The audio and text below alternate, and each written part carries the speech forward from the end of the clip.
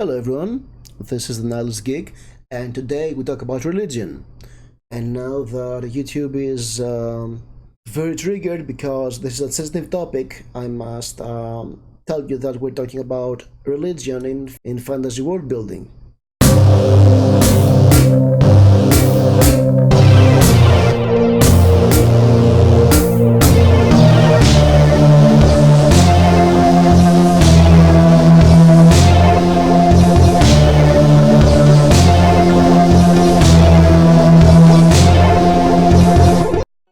As you know, religion is very important in every human society.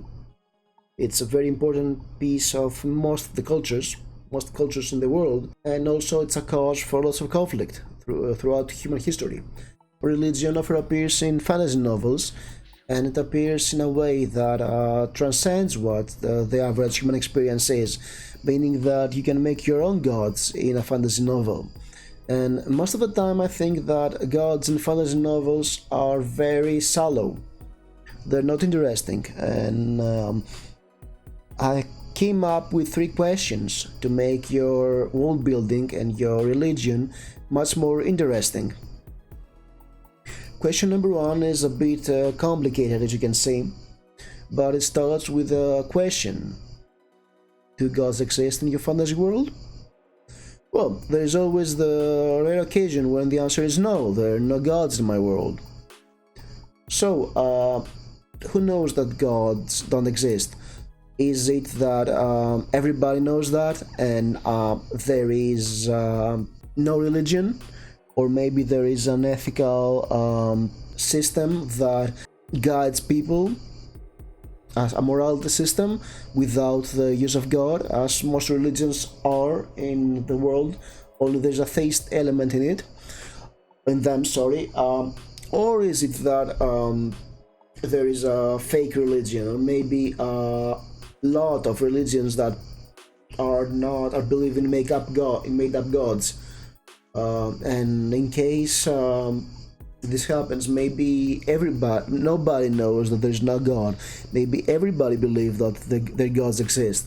Maybe we have religions where the priesthood knows that the existence of the gods is a lie, but they perpetuate this fraud in order to keep the status quo as it is, in order to use this religion as a means to perpetuate their power.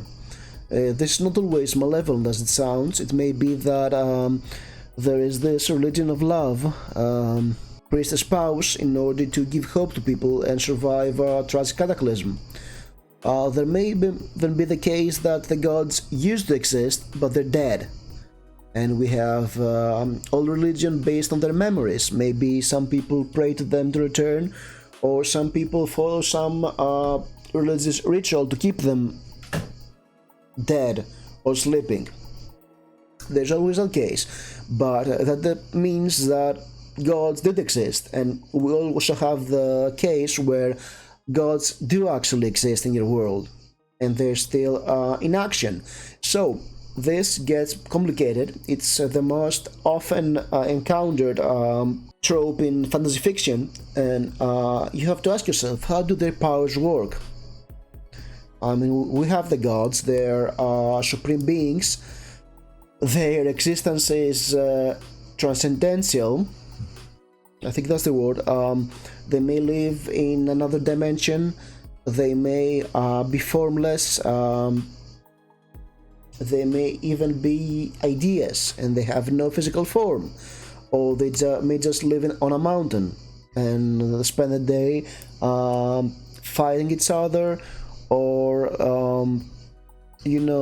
seeming with one another, or maybe they are like the Greek pantheon, which lived in a mountain, and they're pretty much the ancient Greek version of a sitcom. And what powers do they have? I mean, are they omnipotent? Are they only have influence over one certain element of the world? Maybe a little bit of everything. Maybe they don't have powers at all. They're just gods. They know stuff. I don't know. You're the fantasy author.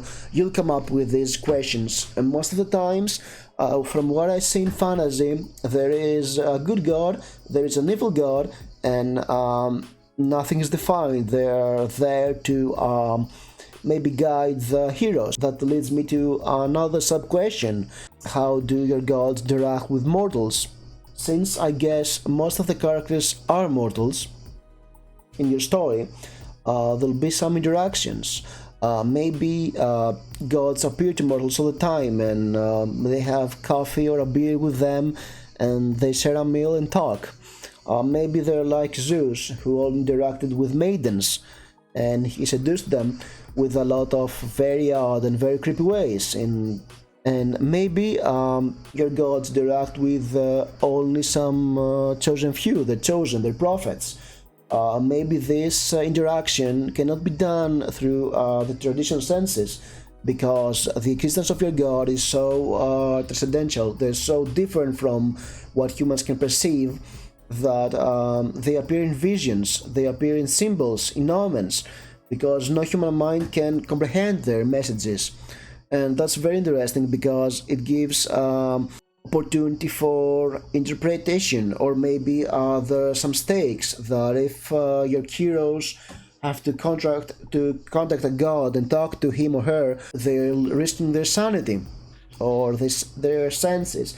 They may have to do a sacrifice to be able to get the message, or maybe sometimes the message is so weird that there are schisms within the religion. There may be heresies about what does the gods want from mortals because of those messages. And of course, there's always the chance of gods interacting among themselves. I mean, the main trope in epic fantasy is good god, evil god, and they have the heroes do their bidding and fight their war. But of course, there's always the chance that the gods have relationships among themselves. They are enemies, they're friends, they're lovers, they are ex-lovers, and maybe they appear to the world and fight, or they fight in other planes of existence beyond space and time. Or maybe, I don't know, you're the author, you know the answer to that, but just having the good god in one place and doing nothing except for call some heroes, some farm boys, to go and save the world, while the evil god has armies of demons and stuff. It sort of doesn't make sense.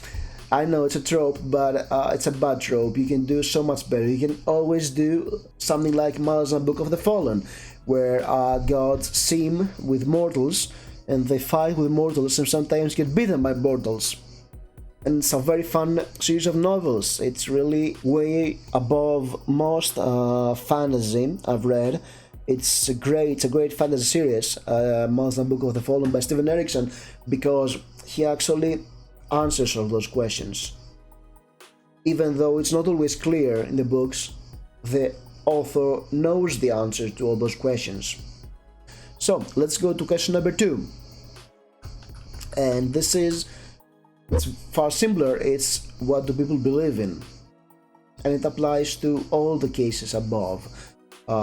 Okay, there may be gods, or there may not be gods. They may contact some people. They even can go out and meet each and every of their believers in their lives. However, what do people believe about gods? Do they believe they're real? Do they doubt them? Do they think they're wrong about stuff? Do they disobey them? Do they ignore the consequences of their wrath? They ignore the rules and go along in their life. I mean, okay, let me give you one example. We have the Marvel Cinematic Universe, and we have people who have seen the Norse god of thunder come from the sky and fight the Norse god of mischief. So I don't get why we don't have an army of pagans. How can people be atheists in this world? How can they be Christians or Muslims or Buddhists or whatever? We have a god appear among mortals, yet it's nothing. It appears to be natural to everybody.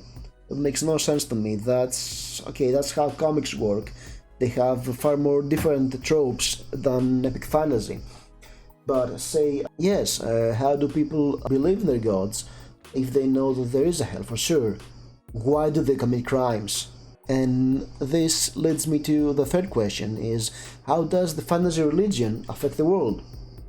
Let's suppose we have this tyrannical religion that believes in slaughter, mayhem and domination, that changes society, that makes your fantasy society less medieval and more like Wall Street, I guess. Or if you have this omnipotent religion of good and people actually do know that there is a god and he takes matters in his or her hands and will occasionally punish evildoers, even directly or through some champions, that probably will create a world where there is no crime or very little crime.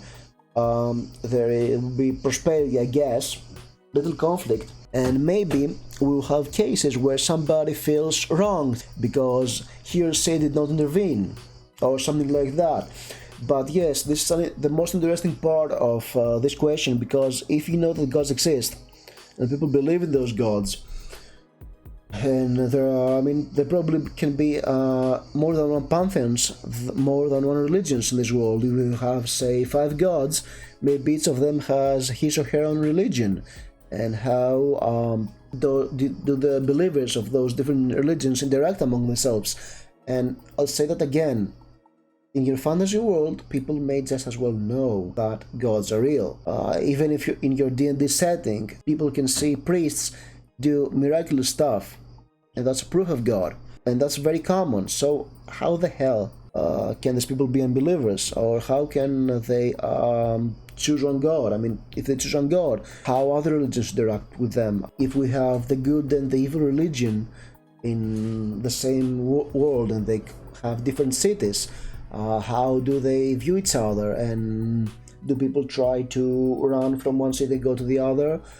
If one of the members visit the other city, how do they feel? These are all very interesting questions, but you have to answer them in your own world. And believe me, if you answer all those 3 questions and the sub-questions of question 1, then you probably get some more interesting world building than your average D&D-like setting, which I often see in fantasy. I hope this video helped you. If you did, please don't forget to like and subscribe, and I'll see you again with another video. Goodbye.